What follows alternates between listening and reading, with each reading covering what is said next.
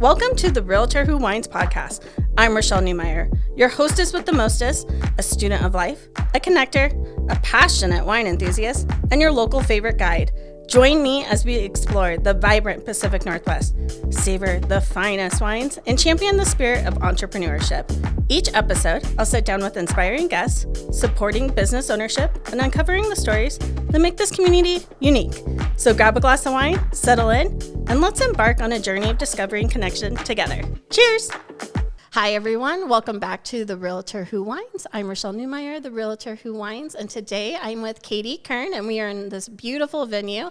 And is this technically a West Linn address, or are we in Wilsonville? Okay, we are in We're in West Linn, Oregon, just on the cusp of where Wilsonville and West Linn meet. So some people would probably think of it as Wilsonville. I think because I think we're kind of in like the trifecta, almost in the trifecta of like Tualatin, Wilsonville, West Linn. Yeah. So. Well, like if you live on this road, you go to Wilsonville schools. I think you can go to either. Really? I think so. Well, it doesn't matter. Who knows? That's not why we're here today. Anywho. Property lines. We'll talk about school district zoning later. Yeah. But thank you, Katie, for being on. I'd like to cheers you. I appreciate you having us here today. Of course. Happy to have you guys. We are, for those wondering what we're drinking today, we are drinking rosé from the Jackson Vineyard, which is provided by the Sherwood Hills Winery.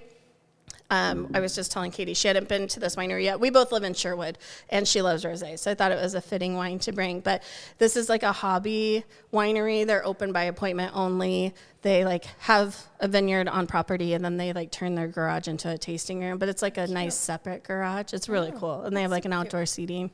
So it's delicious. We'll have to check it out sometime together. Let's go. Done. Rosé all day. Yeah. So now we've talked property lines, rosé all day. Why don't we actually talk about you? Wouldn't that be great? I don't think we have enough time for that. Yeah. Well, we'll do our best. Okay, great. Can you go ahead and introduce yourself to everybody and give us just a brief introduction of who you are and what you do? Oh, man. I know. Okay. Grab a pencil. Right. So I'm Katie Kern. I currently own and operate a wedding and event planning business called Portland Event and Design. I currently manage this venue, which is Chateau de Harpe, along with like planning events. So when clients book their event here, I do all the management and like event planning and all that here. And then I co-own Portland Catering Company, which we're a full service catering company in Portland, but servicing the Portland metro area. So I've been in catering for about 22 years. I've owned my business since 2012, planning events, and then I manage a couple other venues as well. And then I'm a mom. Yeah. Do all a those mom, things. A coach. Yep, I do. You were in charge of the PTA. Yep. I was on PAC. Sorry. Sorry, it's not. I know. PTA. I gotta say it the right way. Yeah, Sorry. It's PAC, Parent Advisory Committee. She advises. Yeah, I just do all the things. Yeah. So. Yeah. You wear a lot of hats. Have you always had an entrepreneurial spirit, like as a kid, or is that something that kind of bit you later in life? I think more so my parents really instilled like you work hard, play hard kind of situation. And it was never an option for us to like not be busy and not have things on our plate. So I think sometimes I have a platter full instead of a plate full. Yeah. But in my life, that's just how I operate, because that's just how I've been my entire life. So whether it was like doing a project at home when we were growing up and like working a job, or when I was in college, I worked several jobs just to kind of like keep busy and like keep going.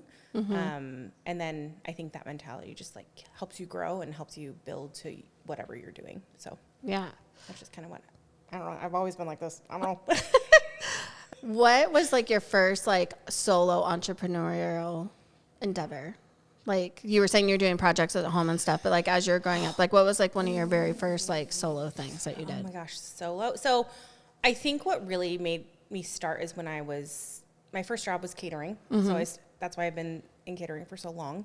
And so that company I worked with when I was in high school, I got promoted to lead super quickly. So I was a 16-year-old with my license, driving the catering van, running events, in charge of people that were not super old, but like much super old older to than a me. 16-year-old. Yeah. And so You I were in think charge of grown-ups. I got that little taste of like management, so to speak, and like knowing that I could do it and I was doing it successfully. So I think that's just kind of where I started that itch of like doing better, doing more. Yeah. And like succeeding, because I knew if I could do it at 16, I could definitely do it later in life. Yeah. And now that you have participated, managed, owned multiple things, what is some of like the toughest lessons that you've learned? Oh gosh, management of people. Yeah. People are tough. So in my industry, so the event industry, it's so hard to have staff. And then I have a really hard time of like having people work at my level. So, because I'm a super hard worker, I work like there's not a time block in my day that I don't have something scheduled. And so I used to project that a lot on other people and having that super high unrealistic expectation for others. Like, hey, I'm busting my butt. You should be busting yours. Yeah. And I think over time, my management style has changed to kind of be more understanding of like, hey, not everyone's going to be me. Not everyone's going to work like me. But if I can show them that I'm working alongside them and I care as much, or I care what they're doing regardless of their effort. Yeah. That's one thing I learned in leadership too, like along the way is like, not everybody's as invested too as you are. So like you really want everything to be successful, and maybe your part-time They just want 16, like not the 16-year-old you were, but like the current 16-year-old that you have hired or whatever might be like, this is a summer gig my mom makes me do. Well, sometimes I'm not like, gonna try why that are you hard. only picking up one plate? You're busing. Pick up 7. Like, make it worth your while. I think that's also like the moms in us too. Like we have to be efficient. Time is money, people. We can't like make 8 trips to the best one table. But you're going to be like, I'm so tired. Yeah. You're 5 minutes into your shift. Like, pull it together. Yeah, totally. What is something that you wish you would have known before starting your own business? Oh, gosh. I don't know. Yeah. I think what's really nice is that I've really grown, and I've grown with my business. So, and I've grown it at my own pace. So when I first started, it was always like a part-time job on top of my catering job. So I've always worked full-time catering. That's just my 9-to-5 paycheck, support my family. And so planning was on top of that I offered to our clients. So it gave me the opportunity to kind of grow in my full-time position, but then also like see how I wanted my business to run.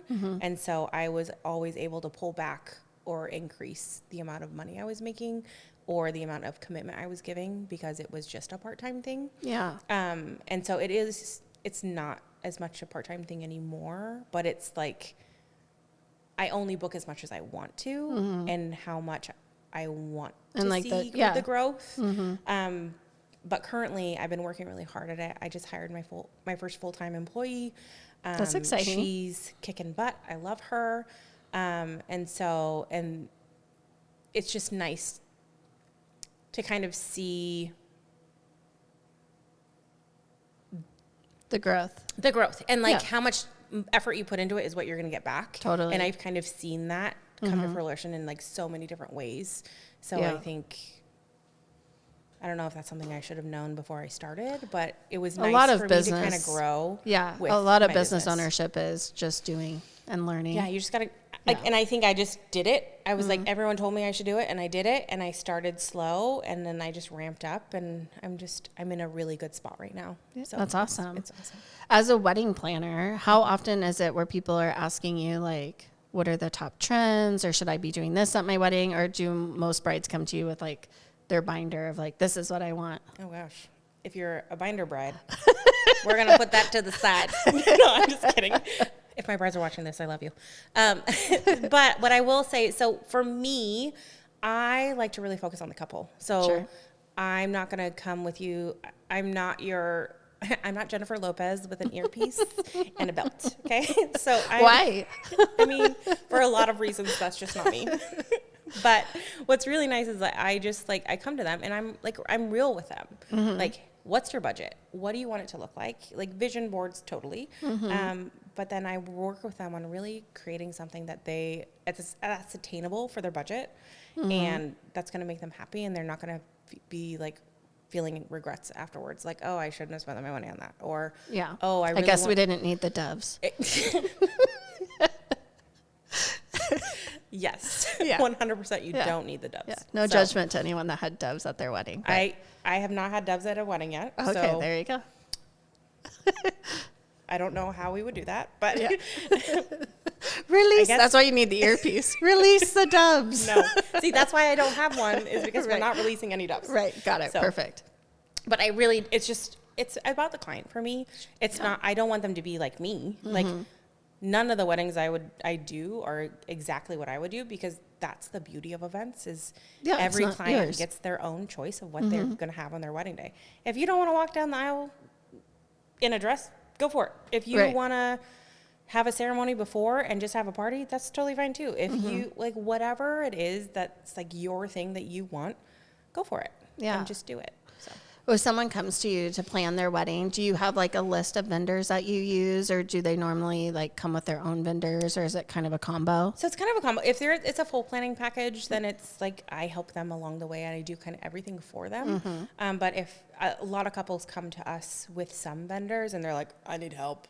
And so we can kind of piece things together and kind of help them finish out. I do have a list, because I've been in the industry for so long, of some people that I've worked with, I trust, and I love working with, and in a lot of different budget ranges. So it's nice where I can be like, okay, well, you don't have the budget for this, but I have these other people that are within that. So. Yeah, it's the same in real estate. Like when people will call me and be like, I need a plumber. I know 30 plumbers, but also I know which plumbers will go to which area, what their budget is, if they'll only do a full bathroom remodel, if it'll come change the toilet. Like there's totally different. Exactly. And that's the same. I think that's the same in any industry. Like you just know, and like knowing the couple, like, okay, well, this person probably not a good fit with this couple, or this person is. So or they'll charge extra to come out to a different venue or whatever.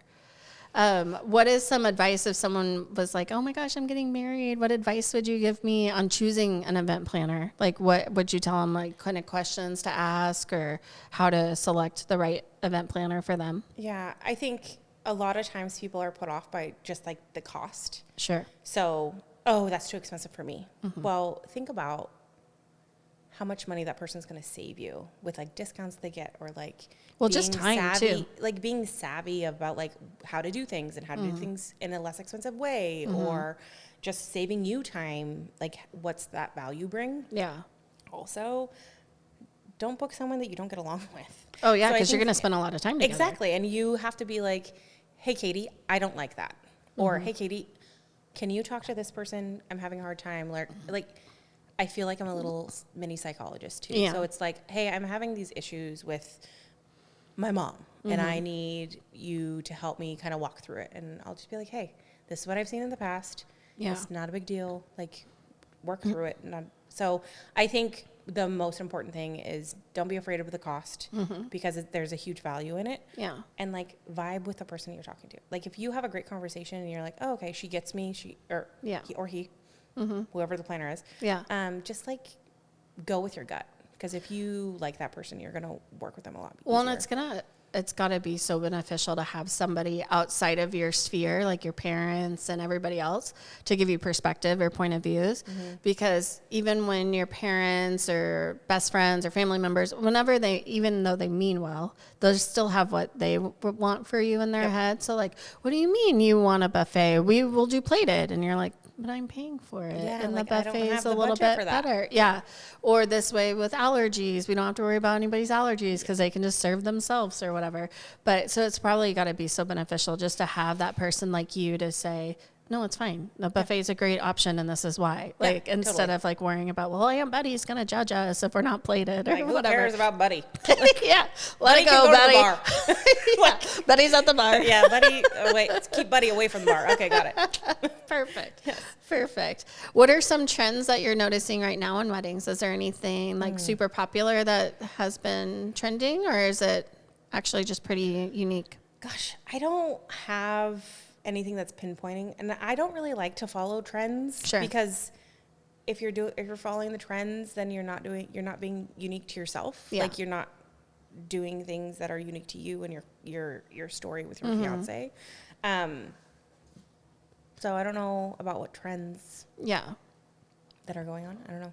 Well, I guess I just was thinking, like, too, like, if people come to you and, like, I saw this on TikTok or Oh, saw a gosh. reel Oh, and my I want to do Lanta. this. Yeah. I know you love social media, so. Well, sometimes it's so hard because social media is so unrealistic. Yeah. And people see these pretty photos and like, oh my gosh, look at all these flowers. I'm like, okay, that's $10,000 in flowers. Mm-hmm. You have a $4,000 flower budget. Yeah. Oh, okay. Like, Yeah. it's super pretty. I agree. But And again, just where Bring do it you back want to to spend your reality. money? Like, Yeah. if you were going to move money from a different part of your budget, yeah, exactly. where would you want to move it from? Or are we okay with, because $4,000 still buys a lot of flowers. Yes, 100%. Yeah. But also, like, you don't need flowers on top of flowers on top of flowers. Right. And unless that's what you want. Right. But again, bringing back to reality, like, Yeah. social media is not always reality. Do you ever give advice also on the catering side of like menu selection? Like, lasagna's great, but it's messy, or, you know, like things like that? So because I co-own Portland Catering Company and I'm like so involved in catering and doing all those things, we do tastings. So in the tasting, we talk a lot about like, okay, what do you want the feel to be? How, like, what do you want the meal to achieve? All those things. We don't really have a lot of people that do like lasagna, so to speak. Sure. We do like pasta bars are super popular because it's like, it's very cost effective. Yeah. And it's filling. Yeah. And most people love it's pasta. delicious. Yeah. So when we do something like that, I always try to be like, okay, we'll do like a light sauce, like a olive oil sauce. So there's something with no sauce. That way there's options. So those people that spill on themselves. I know. Me, she's looking at me. Well, actually, at my wedding, salsa, straight down. Yeah, because I love chips and salsa. So I was like, I got to have chips and salsa. Why was no one like, Rashelle, you're a terrible eater. You shouldn't be allowed outside with salsa. It's just like straight out on your dress? Just tuck it straight in? down. And I was like, ooh, glad we're done with pictures. But like, there were still pictures the rest of the night of dancing and stuff course, with there's salsa salsa. boob. Perfect. Nice. Just Nice. perfect. Classy. Yeah.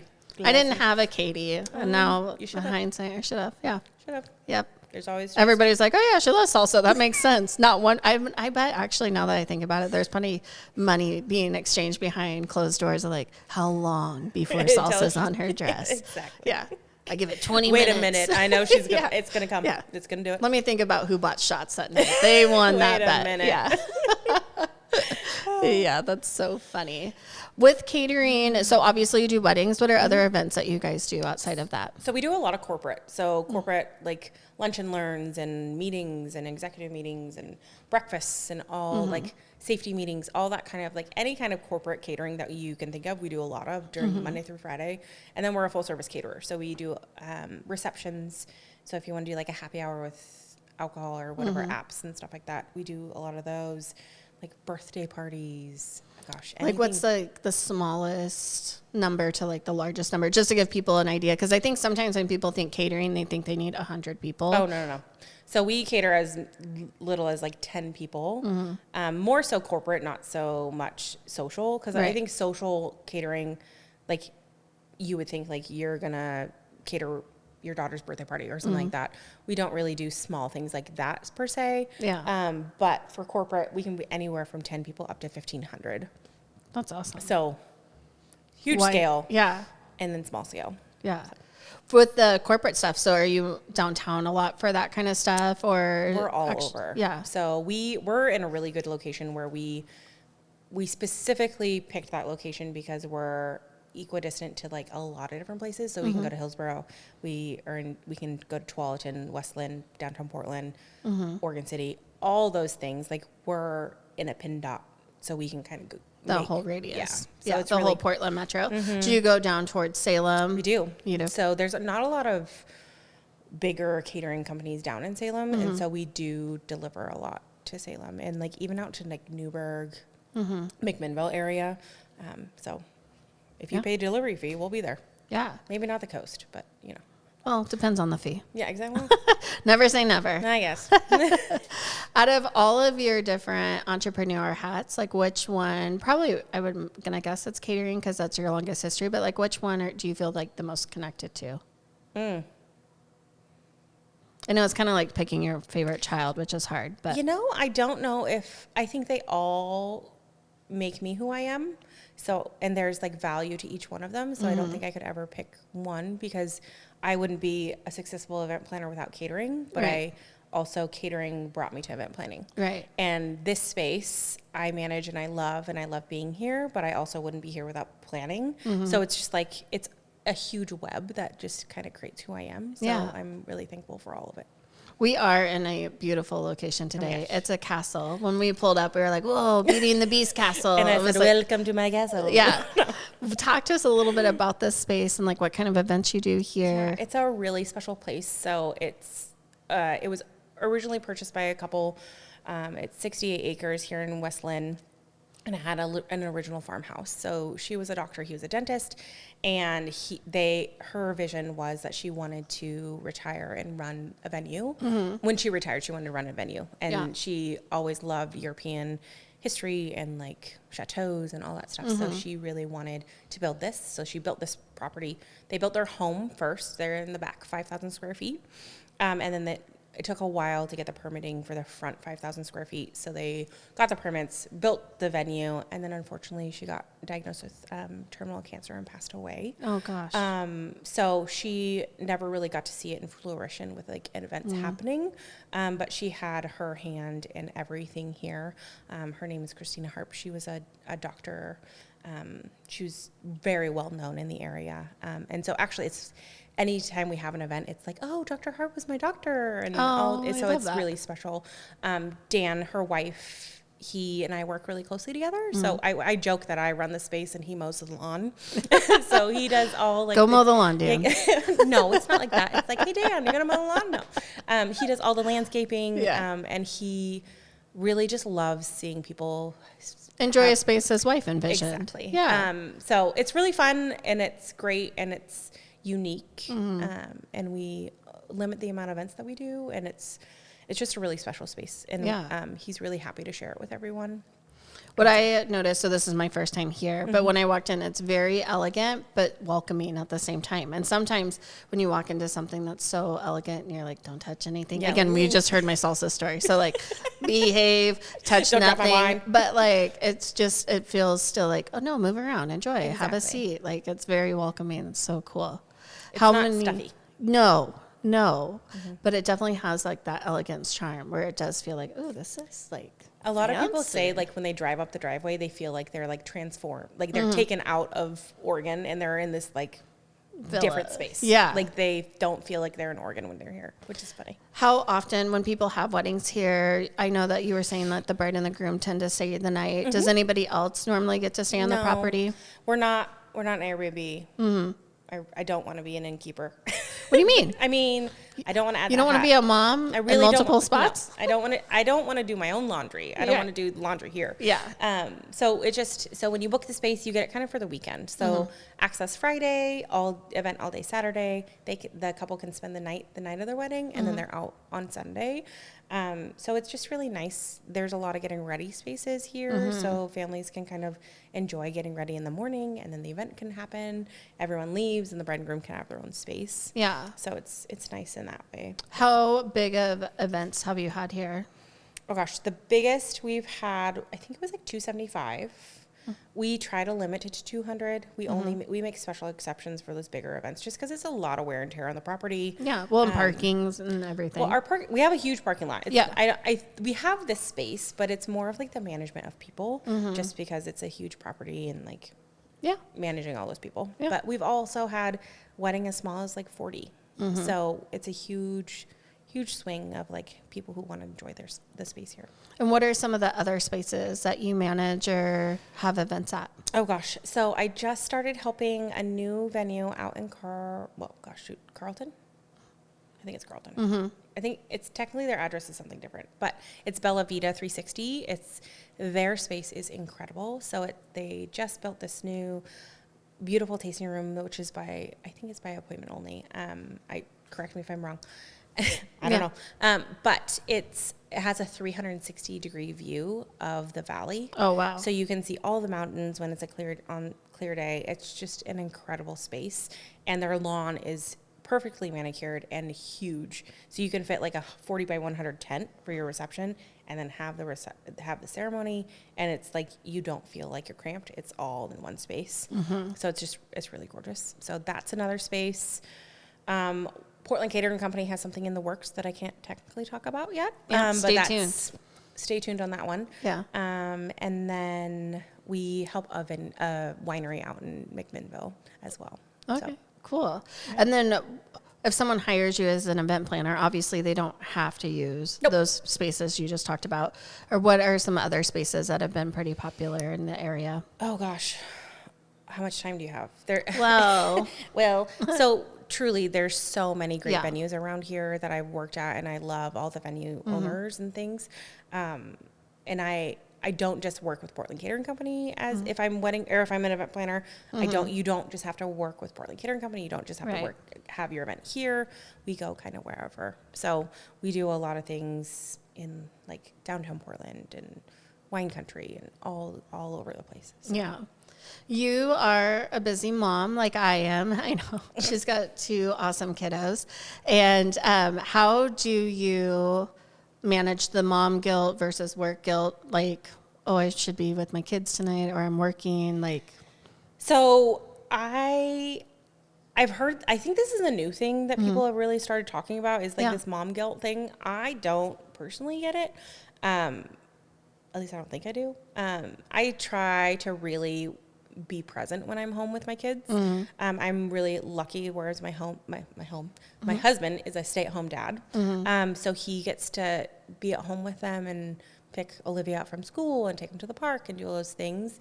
And so I feel like my sacrifice of him being able to stay at home and have that time with the kids, like I'm super present when we're there, like we're there together, and we make sure that we take family trips and we own a trailer and we go camping when we can, when I don't have a wedding, those kinds of things. So I think being intentional with your time mitigates a lot of that guilt that you're going to have, and just don't be on your phone the whole time you're home. Like you're done working, put it away. Yeah.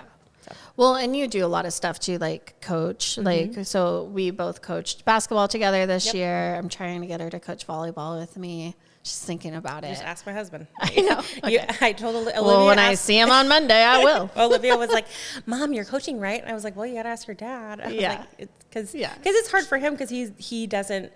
Obviously, he didn't play girl sports, so he doesn't know, and so he can't coach. Well, he doesn't feel comfortable coaching. Sure. And I was like, you get Lucas. Yeah. Okay, I get Olivia. This is my time. Exactly. Hello. Yeah. So he'll be playing sports before you know it. Exactly. Yeah. And then you also coach softball, and then you, like you said, you're a part of the pack, and so like you're involved a lot with the kids too. So I think that helps. Well, and I think for me, volunteerism is really important. Like totally. In the Sherwood area where there's a lot going on, and like a lot of parents are involved, but a lot of parents aren't involved. So it's like, again, you get what you put into it. So I really want the schools to be great. I want my kids to have great opportunities. I think that's why. So with softball, starting Sherwood Softball Little League, that was like a huge thing because we wanted more opportunity for the girls, and like having a Little League in Sherwood. We didn't have one. So like starting it and like. Well, and it was such an impact too. So Katie was part of the forefront of getting the Sherwood Little League going, but also a neighboring town, Newburgh, doesn't have a Little League either. And so now they get to participate, and it's cool to watch the kids like engage and grow with each other, even if they're not at the same schools and not in the same towns, because eventually they might be, or they'll play each other in high school. They're all going together. Yeah. Yeah. You're going to mix them up. Yeah. So. Eventually. Yeah. So that's really awesome too. What have you learned from that experience? Like launching a Little League, that's probably been quite a learning experience. Yes. Back to the people part. A lot of work. No. So Michael Bronstein and I were really close now. So we kind of launched it together. Natalie also helped us get it started and is kind of helping us on the board. But it's hard when it's only a couple parents that want to step up to the plate and do it, especially us being business owners and like running our own business and like taking time away from our family and our businesses to put it together. But for me, the sacrifice is seeing all the girls like at the field, happy and cheering and playing softball and learning the game. But it was, I think the biggest thing I can say to people is that if you weren't willing to step up the plate and volunteer and be a part of it, maybe keep your thoughts to yourself. Yeah. Well, and that's like with anything, not Like just a Sweet little Moses. league, but yeah, it is so frustrating when people give you feedback in that way where they're like, why didn't you blah, blah, blah? And you're like, well, that's a great idea. Why don't you do that? Or it's and they're like, oh, I don't have time for that. And you're or like, and okay. we've just, the negative feedback we've gotten is more so than like, hey, thanks for putting this together. Yeah. Hey, you did a great job this year.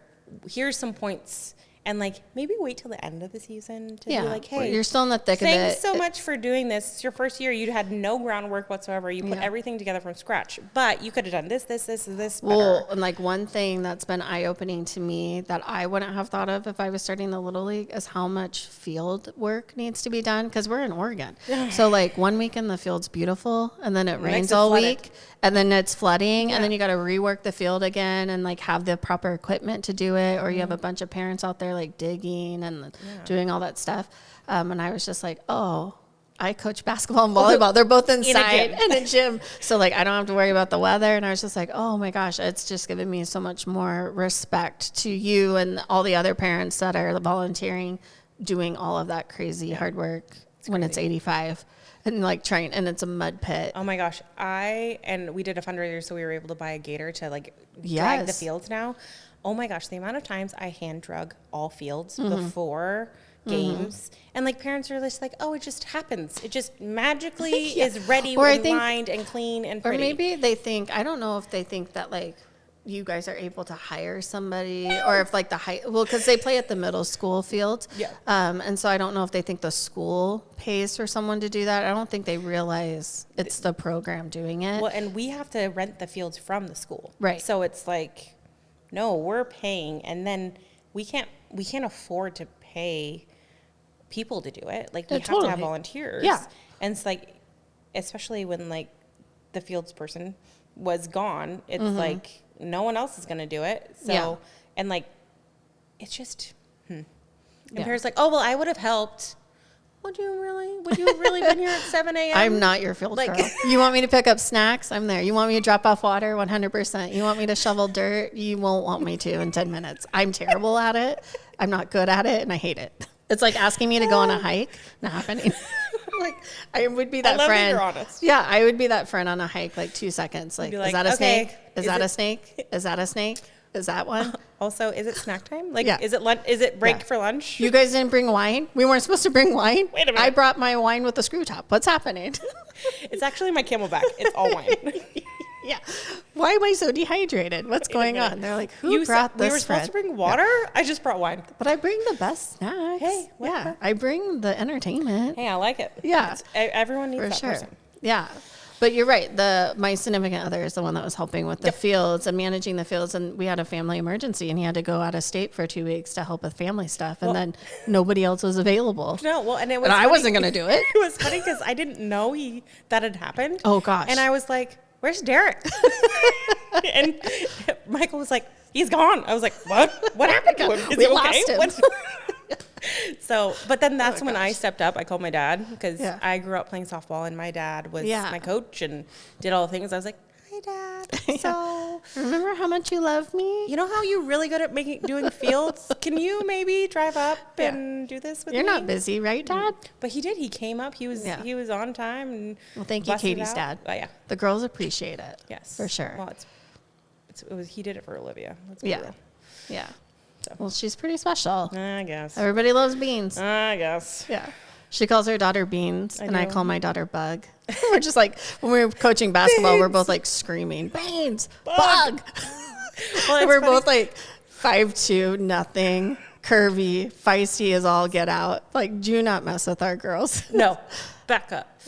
Actually, that's kind of interesting. I don't know if you run into this in your entrepreneurial world, but in coaching, we ran into this in basketball where there'd be some gentlemen coaching, and then they'd see these 5'2" girls, and they would try to be like, that wasn't a foul, or they weren't like doing stuff. And Katie and I are not quiet. Nope. And we were just like, hey, knock it off.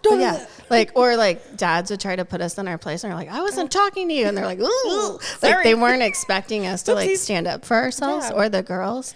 When I think that kind of translates to like being an entrepreneur and like being a businesswoman and like standing around, like, no, you can't just push me over. Like I have a voice. Yeah. I'm also probably. I'm small, but so's dynamite. Back up, buddy. Booyah. I'm also not afraid of like just telling people like, actually, no, thank you. No, thank you. Well, I think it shows the girls too, like how to respond to stuff. There is a couple games that I internally had to be like, it's 4th grade basketball. You're a role model. You are a role model. You are a role model. Do not. Like the internal monologue. That one game you're talking about, I'm glad I wasn't there. Yeah. Probably better. Hard. Yeah. There was a very tough game where some parents were just like so crazy and you're like, can they not just be 4th grade girls and learn the game? It's also rec. Like, we're not winning championships right now. No one's getting a scholarship. Yeah, see? I'm like, literally. Sit down. What is wrong with you? Your daughter also just traveled. So you want to talk about that? Or yeah, like, what is happening? Yeah. It was crazy. Well, there was kids crying. It was like a movie. Actually, it was like such a sitcom, like Doyle rules situation. I was like, what is happening? Listen, yeah. Sometimes I wish I just had a camera following me just all day. Oh, for sure. The comical things that happen. Yeah. I've thought about, like when you watch those social media videos of like NFL players when they're mic'd up and so you get to hear them. There's sometimes I wish that like you got to hear people mic'd up all day. Oh, God. Like that would be a really fun series. I would need someone to walk around and censor. Yeah, same. I try to have a polished mouth, but I don't I'm in the hospitality industry. Yeah. We all talk like sailors. Yeah. When it's appropriate. Yeah. Rylan calls them children. Mommy words. If someone cusses, she's like, Mommy word. I'm like, oh, okay. Sorry. I just say earmuffs. Yeah. So I was like, oh, at least she knows not to repeat it. Yeah, whatever. Sorry, we get off topic. Yeah, okay. Yeah, we like to chat. Just to wrap things up, if someone was thinking about becoming a business owner, what is a piece of advice that you would give them to encourage them or to help prepare them? I think, especially in my industry right now, there's a lot of people that are like, oh, I planned a wedding and I planned my own wedding and I want to do it and it's super fun. Just don't go in and act like you know everything because you really don't. Yeah. And you're going to put it, like, just be a sponge, learn as much as you can from others and like grow, but don't be so like in your face about it. Like, just grow and like learn what you can and do it at your own pace and don't just come in bolt. Well, and I think be open-minded or understand that not everything is as easy as it looks. Yeah. Because we have that in real estate too, where people will say like, oh my gosh, you just get to open doors and you show them the most beautiful houses. And that's such a small part of my job. Oh yeah. And I'm just like, oh no, you don't understand all of the stuff that goes on behind closed doors and negotiations and paperwork. And like, I have a flip right now that I'm the listing agent for, and I've been presenting to like wholesalers and builders. Like I'm actually like going to like different companies and like pitching this house on behalf of my seller. And she doesn't know, I'm not going to tell her every day, like, this is what I'm doing on your behalf. But like, no one knows that you're doing all that stuff to get their house in front of like the right buyer and all that stuff. Oh, you get what commission? Yeah. Oh, you sold all these houses? Yeah. Like, well, do you understand like how much work I put in to do that? Yeah, and people do say that like, wow, your commission's huge. I go, yeah, but it also took me 8 months to earn it because like from the very first conversation I ever had to the closing table might have taken 8 months. Exactly. So it might seem huge. Too. Yeah, so it might seem huge, but sometimes it's like, well, if you divide that by 8.